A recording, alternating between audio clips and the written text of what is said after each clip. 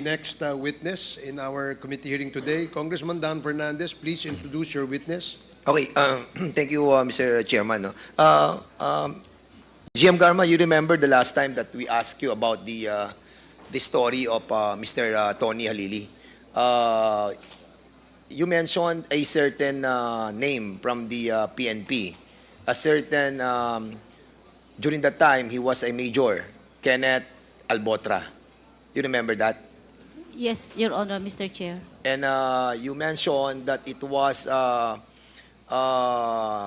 nabida or na-mention sa iyo yung pangalan ni Antonio Halili na kasama siya doon sa nag-operate kay Mr. Tony Halili. Am I right? Yes, Mr. Chair. Your Honor. Mr. Chairman, the reason why this representation would like to discuss this matter because in the last hearing, we invited those personalities that were allegedly involved on this killing of Mr. Tony Halili, Mayor Tony Halili. And also, Mr. Chairman, during that hearing that we have conducted, I asked Chairman Benny Abante to ask about the issue of what happened to Mayor Cesar Perez of Los Baños. Mayor Cesar Perez, oo, ng Los Baños, na kung saan siya po ay namatay din by these personalities, allegedly, according to this witness that we have invited, na same personalities that were involved in the killing of Tony Halili were also involved in this killing of Mayor Cesar Perez. And we invited these resource persons. And as a matter of fact, ay nandiyan po siya sa loob at magbibigay po siya ng testimony sa atin under oath. And at the same time, he executed an affidavit doon sa mga pangyayari na kung saan allegedly, according to him, naging biktima siya ng EJK sapagkat siya ang naging polgay. Siya ang kinulong sa loob halos ng 7 buwan, subalit siya ay walang kasalanan. So, there are those victims of EJK that were killed. And there are those who were victim of EJK who suffered, like kay former senator. And this person, a former councilor of the municipality of Los Baños, contacted this representation in order to hear him out doon sa mga pangyayari sa kanila. And at first, hindi po tayo naniwala because we wanted to verify, no, yung mga stories that he mentioned to us. But as it goes, nakita po natin yung mga evidences that he presented. And now, Mr. Chairman, siguro it is up to the body to scrutinize or to find out and to ferret the truth out of this. It is, I think, incumbent upon us to find out the truth about these 2 killings that happened in Batangas and also in Laguna. Not to mention the issue that was mentioned sa akin ni Congressman Paduano na sniper din po ang tumira. And even the story of Congressman Luistro sa Batangas na sniper din po ang tumira. Sa Batangas, sa Laguna, sa Negros, and any other part pa ng ating bansa, this might be the template that they used. So let us listen. Huwag muna natin judge. Tingnan mo muna natin. And all those PNP officials that we have invited, Mr. Chairman, this representation would like to invite. I think they are here. Si Colonel Kenneth Albotra. Present.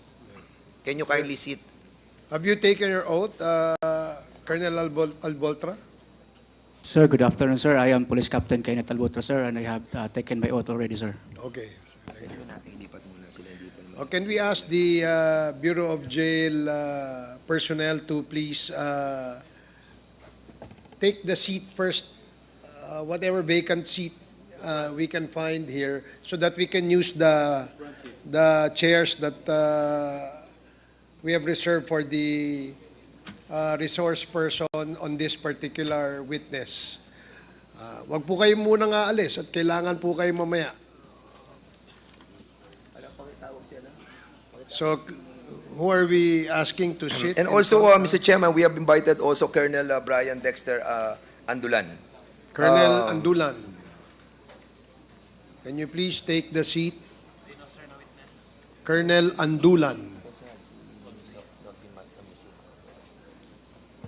And also Colonel Raycon Ganduque, former Chief of Police ng Los Baños, and also the former Chief of Police of Los Baños, Atot Castillo, and also PD Petalio, of former Provincial Director of Laguna as well. Colonel, have you both taken your oaths already? Okay, so what about that gentleman over there? What is your name? What is your name? Yes? No, the gentleman beside you. Good afternoon, Mr. Chair, Your Honor. CTO3 Harabe from Bucor. From Bucor. Okay, sige. Sino pa? Okay, may I ask you to please take the seat first for a while on the other side of the hall so we can ask the resource persons invited for this particular witness to take the seat in front of us. So lahat po kayo ay nakapag-oath na, no? Kayo po lahat. Okay. Salamat. Okay, please continue. Congressman Fernandez. Yes, we have also invited, Mr. Chairman, the former councilor of Los Baños to be a part of this committee hearing. So can we invite him to stand up and Okay, Comsec, please administer the oath of Mr. Tamesin, former Councilor Tamesin. Sir, do you swear to tell the truth, the whole truth, and nothing but the truth in these public inquiries? I help you God. Yes, Your Honor. Thank you. The oath has been administered, sir. Thank you. Thank you. Do you have a lawyer with you, Councilor Tamesin? So, No, Your Honor. do you need a lawyer? Hindi na po. Oh, sige. So, have you executed your affidavit? Yes, Your Honor. Ito bang affidavit na ito, ay ikaw, pirma mo ba to? Ito? Hindi po yan. Oo nga pala. Nasaan na yun? Yung kay Tamisin. Tamisin, oo. Ito. Pwede bang malaman ano yung full name mo, Councilor Tamisin? Ako po si Norvin Lantican Tamisin. Okay. Ito po ba ang iyong sinumpaang salaysay? Opo.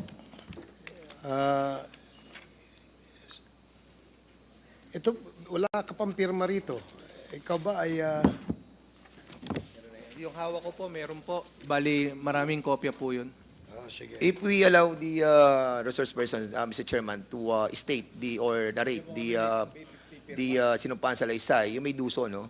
Opo, Your Honor. That will form part of your yung testimony mo in your affidavit. So, Mr. Chairman, may we allow him to tell the story, being the a resource person and who happens to be the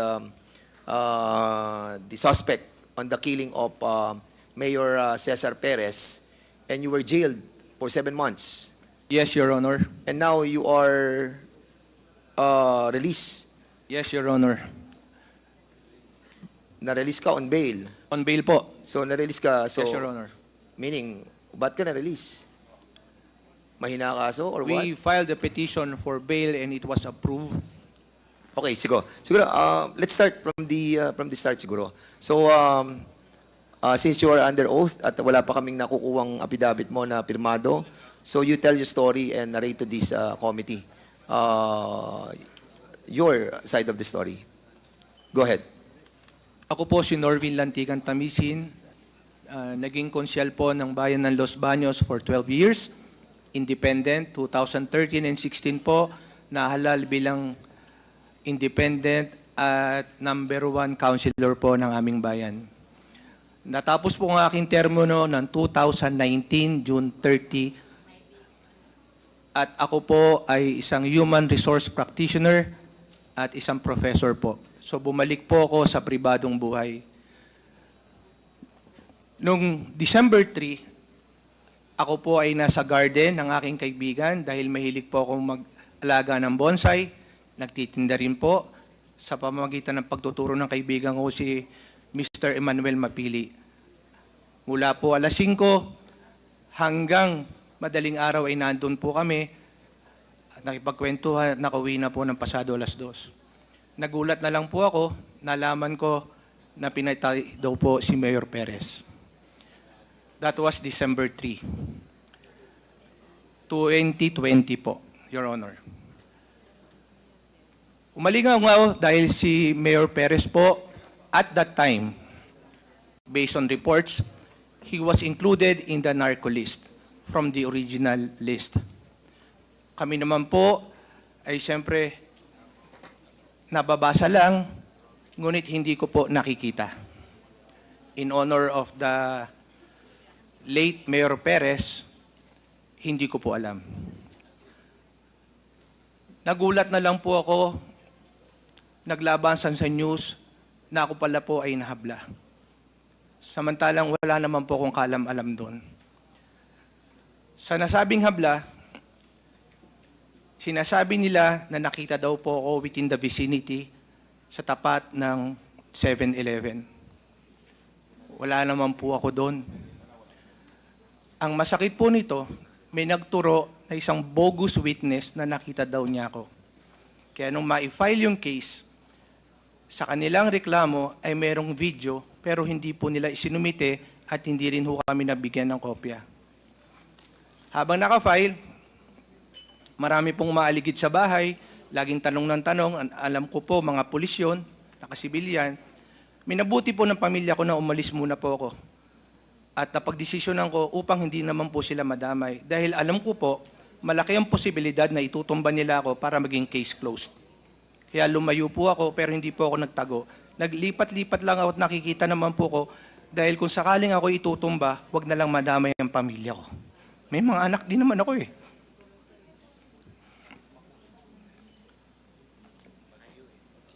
Nagulat ako, nahuli nila ako sa Baguio, pero hindi po ako nagtago. Dahil naglalakad lang po ako. Kung ako po ay magtatago, pupunta po ako ng ibang bansa. At magpapakalayo-layo ako, pero talagang haharapin namin. Gusto lang namin malaman kung saan at kailan ko magagawa ng parang ipaglaban ng sarili ko. Nung ako po'y nahuli, naghihiring na nailabas yung video na kumakalat ho sa mga Facebook, sa mga messengers.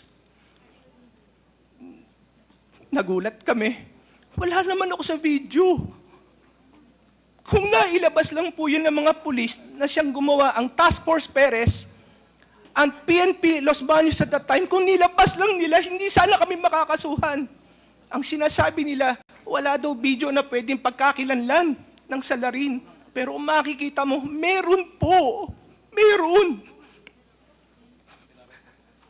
Sinama nila si Ginoong Glenn Arrieta na LCR head na galing ng civil service. I don't know the person personally.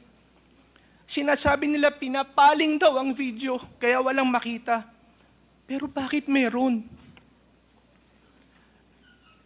Hindi ko pa kahabaan, pero kaya po ako nagpunta dito sa inyong paanyaya dahil nung sinabi po ni Madam Colonel Garma na ang bumira daw po o pumatay ay ang team ni Major Albotra, nagsaliksik po ako ng mga videos.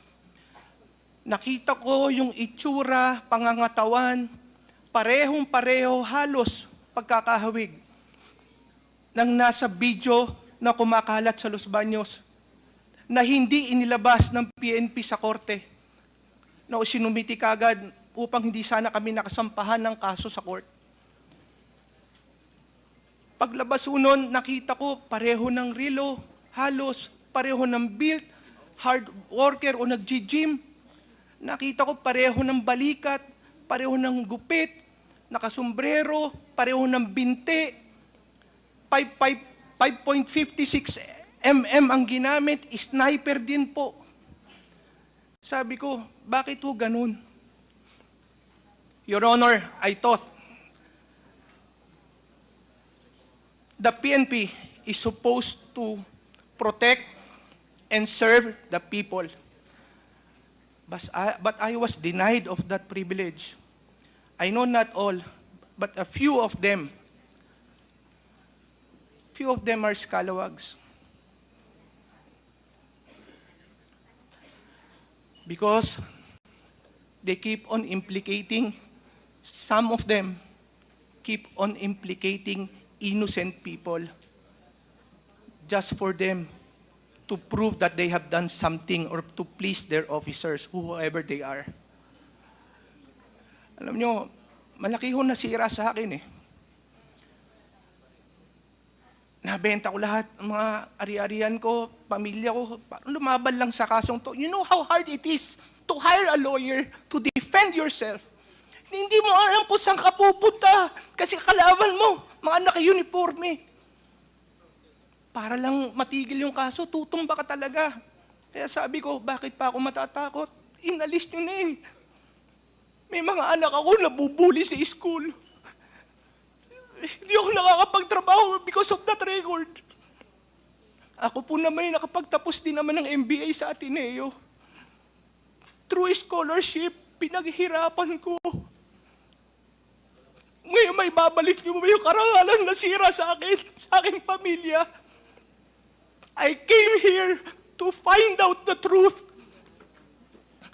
to seek for the truth. Ngayon lang ako umiyak sa buong buhay ko.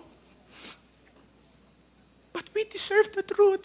The people of Los Baños deserve the truth. My family deserve the truth. Most especially my children. May anak din naman kayo.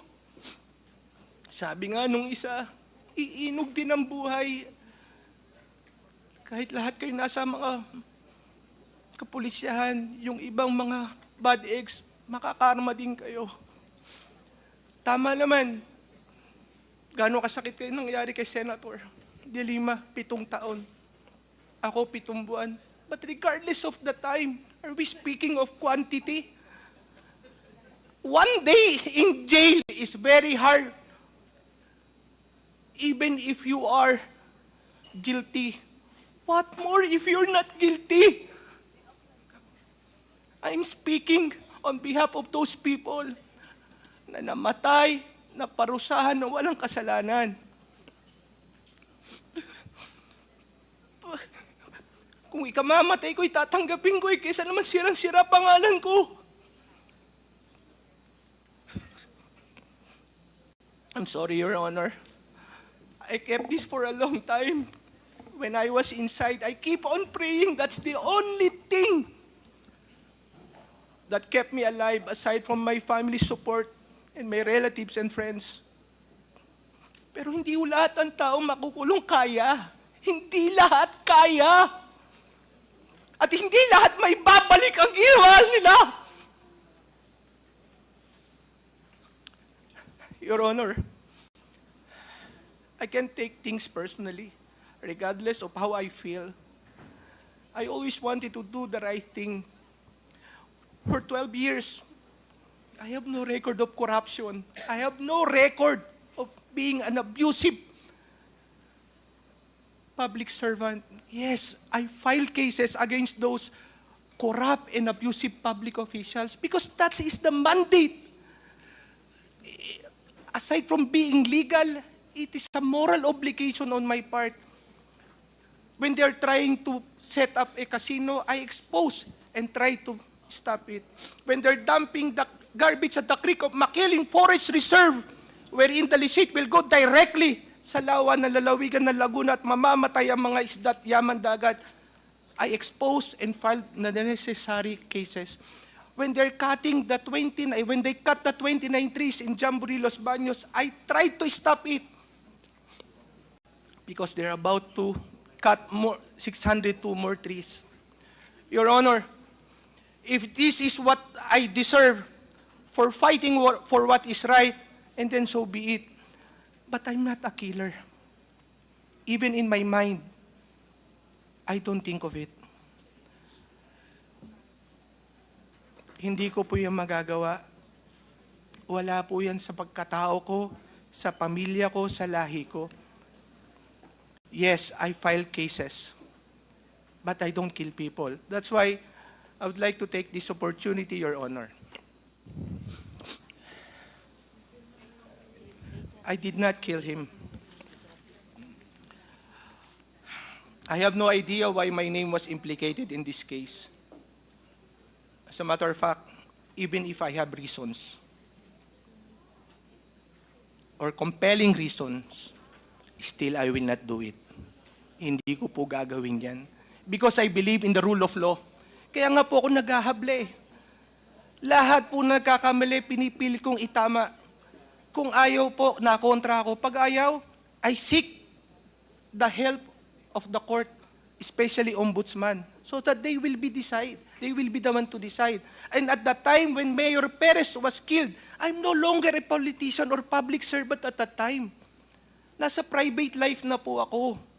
Hindi po ako makikinabang kung sakali man. Hindi ko rin po magagawa. Bukod sa walang kapakinabangan, hindi po yan ang aking pagkatao. Kilala po ako ni Sir Dan, nanungkulan po yan sa Laguna. Nangahabla lang po ako. Pero hindi po ako napatay. Thank you, Your Honor. Okay, maraming salamat, Mr. Chair. No? The only